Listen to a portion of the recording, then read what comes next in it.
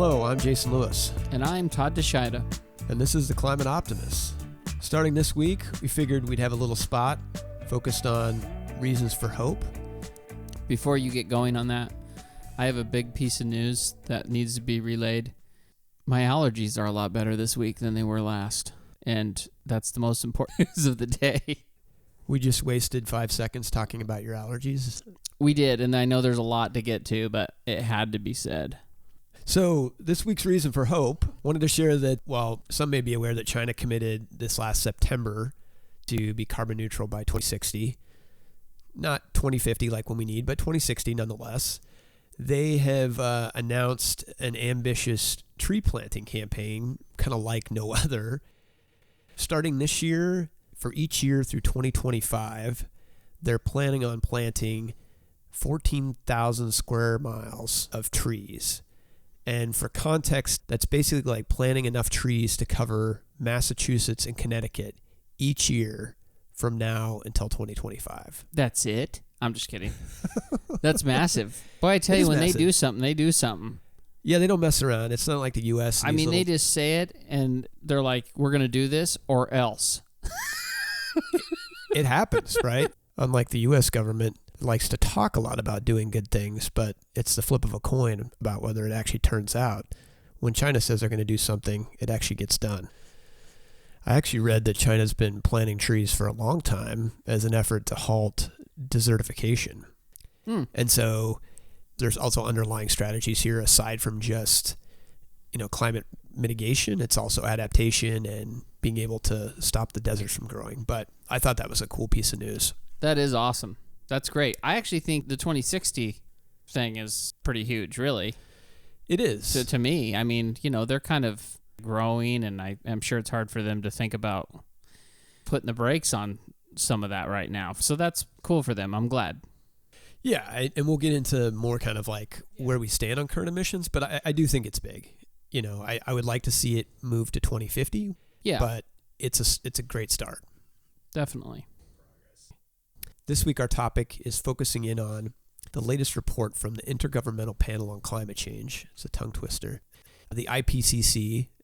It was released back in early August, and the headline really read, "Climate change is widespread, rapid, and intensifying."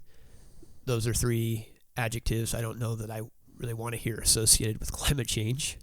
But nonetheless, that's their assessment, and this hopefully serves as a wake-up call for anybody out there who was still reticent to commit to, really taking action on climate. This is actually the 6th assessment cycle they've done. I was reading they started these assessments back in 1988, if you can believe that. Right. That's a little ways back. Which does beg the question why it's taken till assessment number 6 for us to, be... Actually, on YouTube, I watched, it was, I think, through TEDx. It was Dr. Von Walden from WSU was talking about the kind of the beginnings of these assessment reports until now, and how good were the forecasts then. And right. It's obviously they were right, but they were actually kind of undershot a lot of what's happened here, which is terrifying. So I think it's obvious where this has gone and where it's going, and this latest report's obviously pretty on the nose, I think, for what's going on. Indeed, and in some ways the report's sort of a prequel to the upcoming UN Climate Summit that'll be in Glasgow in early November. So this is sort of Paris 2.0. Okay. And the goals there are really to drill into, what's the plan to ensure we stay within 1.5 degrees Celsius of warming, talking about how to help countries adapt because, climate change is already happening and we need to be mindful of those countries that are being hit hardest.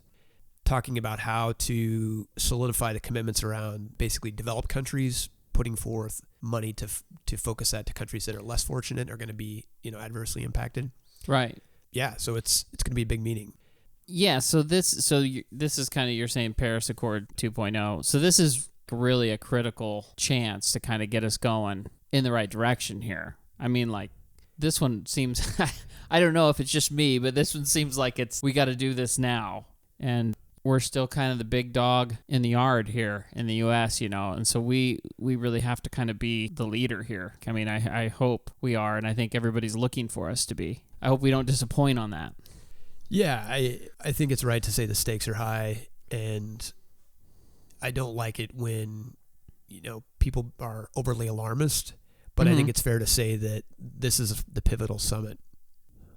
So I don't know if it's a disclaimer that we need to make, but I know that some might point out that there is an inconsistency between climate optimists being the name of our show and the findings in this latest IPCC report.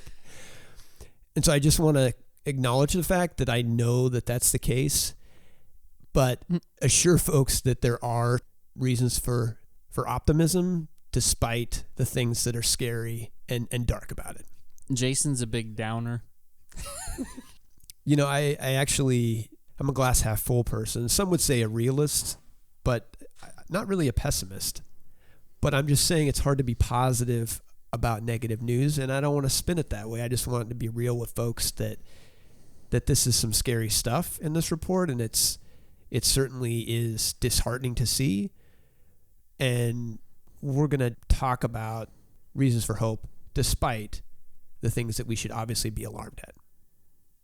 So I thought, as we're talking about or digging into this latest IPCC report, that it might be good to give folks some context as to why 1.5 degrees Celsius warming is important. I actually found there's a IPCC report that's focused specifically on 1.5 degrees warming versus 2.0 and what that means. And I think the way to look at it is that 1.5 degrees is really sort of a tipping point. It obviously doesn't happen necessarily right at 1.5 degrees. Right. But they needed to sort of draw a line in the sand, and 1.5 degrees was that decision that, obviously any warming is going to be damaging, but sure. I think the point here was we can't accept really risk beyond that. Yeah, bad stuff starts to go down if we get, into the 1.5 territory. And so, that means things like more severe weather events. It means the risk to, species loss. And it means that, we're talking about sea level rise being a lot larger. So 1.5 is really that place where we want to stay within if we can. And in order to do that, the IPCC in their report had talked about sort of two data points. One, we really need to cut emissions by 45% by 2030. So if my math is right, we've got about 9 years left. Yeah. Okay. On that, and that we need to continue cutting emissions down to net zero by 2050. So we got to get 45% in the first 10 years, and then the rest of the way in the next 20, yeah. Correct. So I think the idea is let's take care of all the low-hanging fruit first. Yeah. It's like compound interest. Exactly. Right? Like, what you do early has a bigger impact on what happens later. Yeah, because every, ton of CO2 that we're putting up there is causing more warming.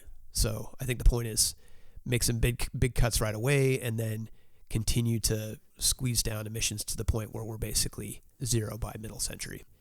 Right.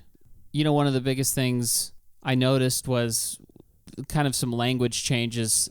I mean, I think the language was strong before, but now, it was just without a doubt they're saying that humans are causing warming unequivocally. That's the word they use. So, I mean, it's obvious what's going on here. Yeah, I mean, for those of us who've been paying attention over the years, it doesn't really come as a surprise. No. But I think it's good to sort of get rid of any remaining doubt or wiggle room for folks who want to continue to talk about, do we really know and how much are we causing it, and on and on. This really just slams the door shut. Exactly. The confidence in the models has also improved a lot. Mm-hmm. And that's good in that now we know kind of where we're headed, have a better sense of where we're headed if we don't curb emissions, as well as the benefits we'll see if we do start to curb emissions at the rate that they're saying we should. Right. So the report takes a look at 5 different scenarios, And each of those is sort of a different flavor of emissions. There's kind of the high end scenarios, which basically say we're going to keep on, burn baby burn. Mm-hmm. And then we're going to take this seriously and make rapid cuts. I don't know about you, but when I looked at the graphs there, I was very drawn to the ones and the outcomes tied to the low emission scenarios. Yeah. So in the lowest scenario, we're going to still continue to see warming until 2050. But after that point, you'd start to see temperatures fall again.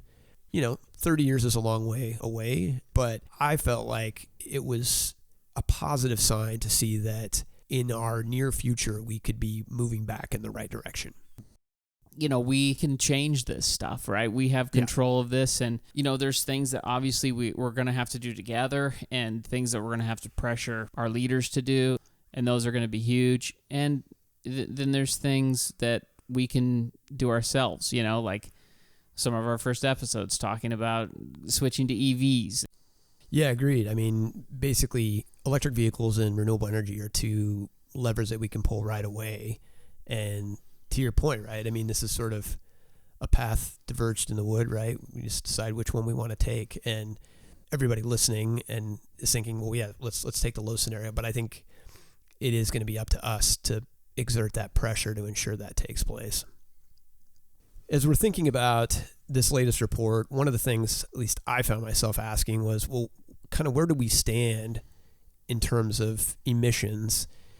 And what I mean by that is there have been excuses, poor ones, put forth by certain politicians that, like, the U.S. can't solve climate change, so why should we do anything about it? Like, let's just, we're not going to worry about the hole that we drilled in the side of the boat because the one that the other person drilled was bigger, right? Yeah, right. So I thought it would be interesting to take a look at those numbers, and while I don't want to overwhelm people with stats, at least give people a sense of kind of relatively speaking where things stand. Mm-hmm. So the first way you can kind of slice up emissions is looking at countries and regions and what their relative contribution is. You've got China at number 1, which I think most folks are aware. You've got the U.S. at number 2, the European Union at number 3, and then India and Russia. And what's interesting is if you take those 5 and put them together, that actually represents 60% of global emissions. Wow. Again, focusing on the things to be optimistic about. I mean, that's less countries you have to get into agreement and making progress to be able to get us to where we need to be.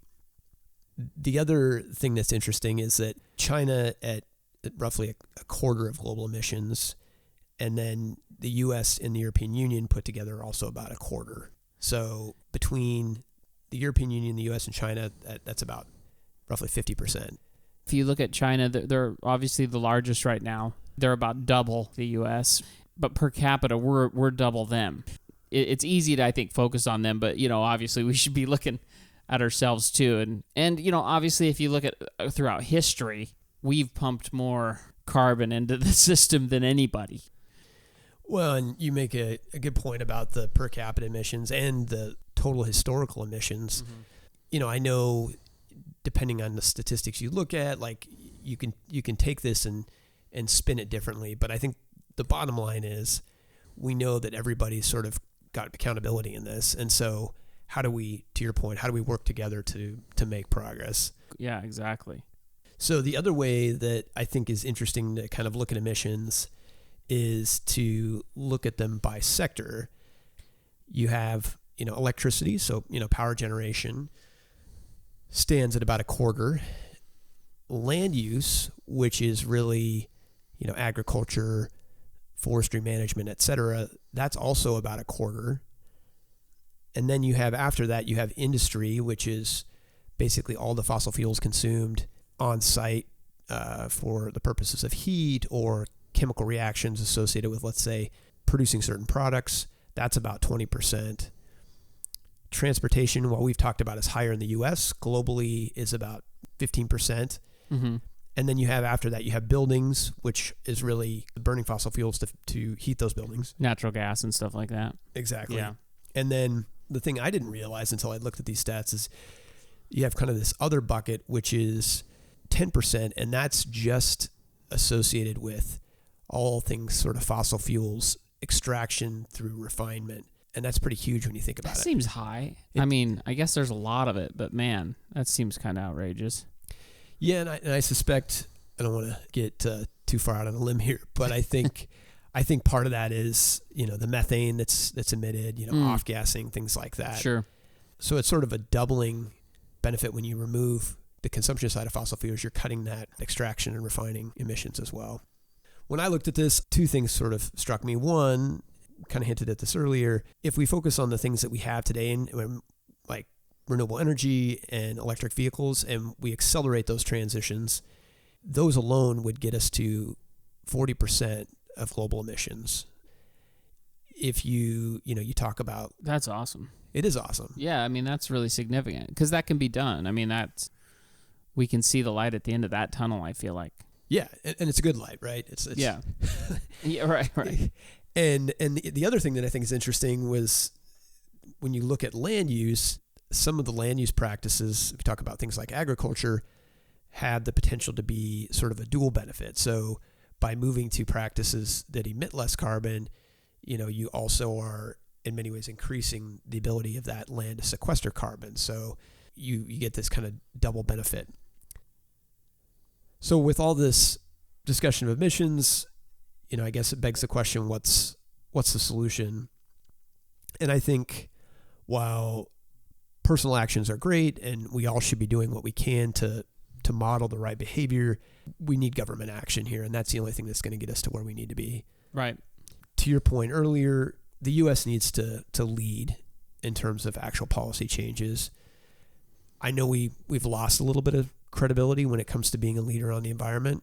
Our withdrawal and then return to Paris. I suspect, and understandably, that there's parts of the world who wonder which U.S. is showing up on which day. Mm-hmm. All that aside, I still think we have an important role to play. Getting back to your point about us being the largest economy, and what we do is going to have sort of a follow-on impact.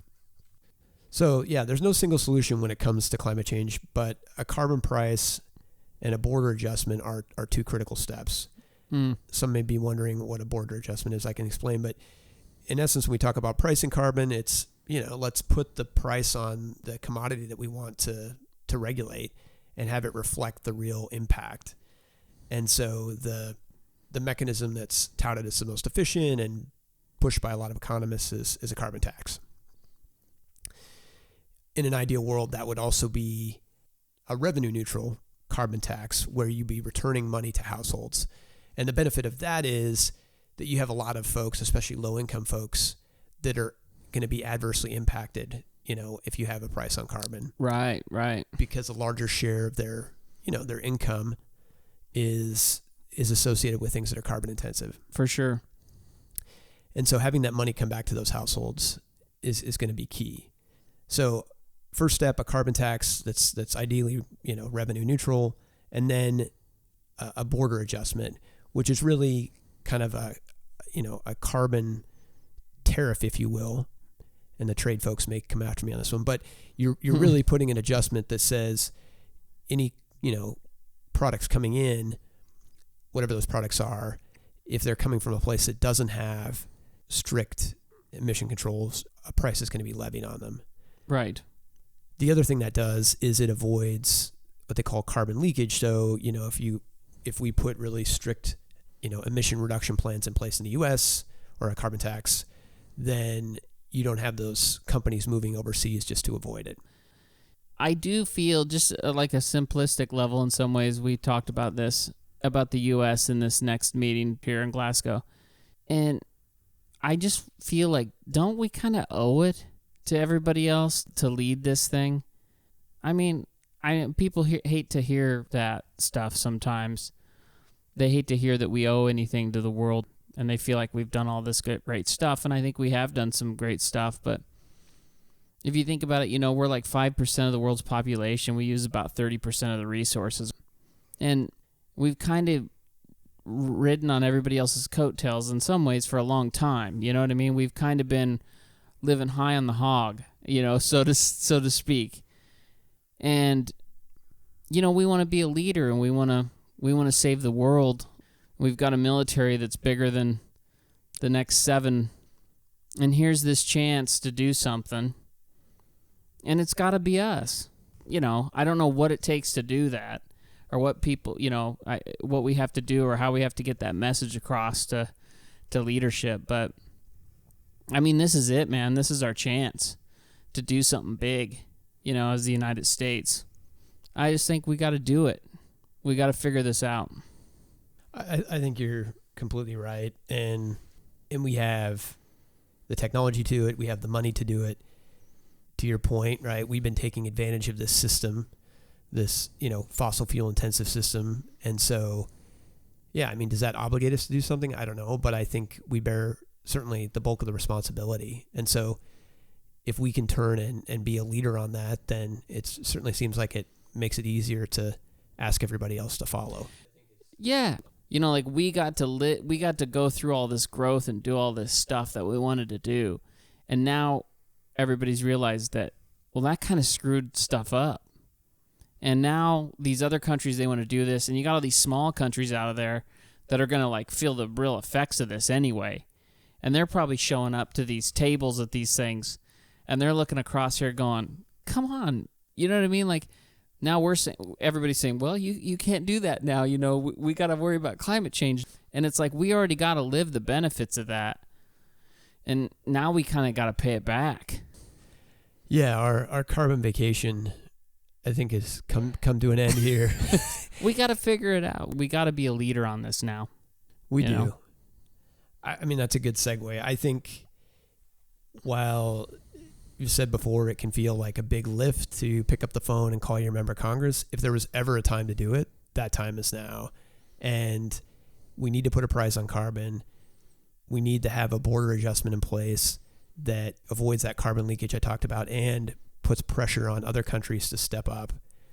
And we really need to pass that before this upcoming conference. Yeah. So we can come in and not just be blowing hot air. We've made some real commitments. Yeah, we do. So, this probably hasn't been our cheeriest episode. I get into the end here and thinking, wow, people aren't going to walk away with the hope that we normally promise. But I do think there is a positive side here, and that's what we've got in front of us. And we've got the technology to deal with the problem. You've got the, IPCC has clearly laid out this path that we need to take to limit warming. And so now it's we just need to show up. Yeah, that's the hope. We got to take control of this and get on the horn and call some Congress people and knock some heads a little bit. I mean, there's other things I'd like to do, but we got to keep this respectful and diplomatic. But yeah, I think this is the time to do it. We need to step it up, and we have the tools.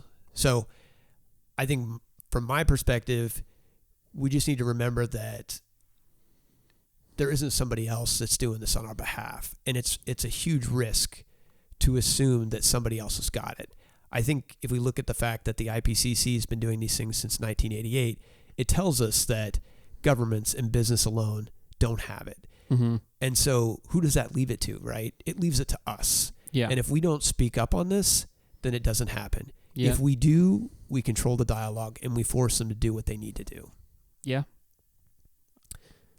So with that, that positive note, thanks for tuning in this week. We'll be back again next week with more climate solutions and reasons for hope. In the meantime, if you're looking for resources to feel smart when you make that critical call to your member of Congress, check out our website, climateoptimist.co. That's climateoptimist.co. And as always, follow us on social at Climate Stewards Collective.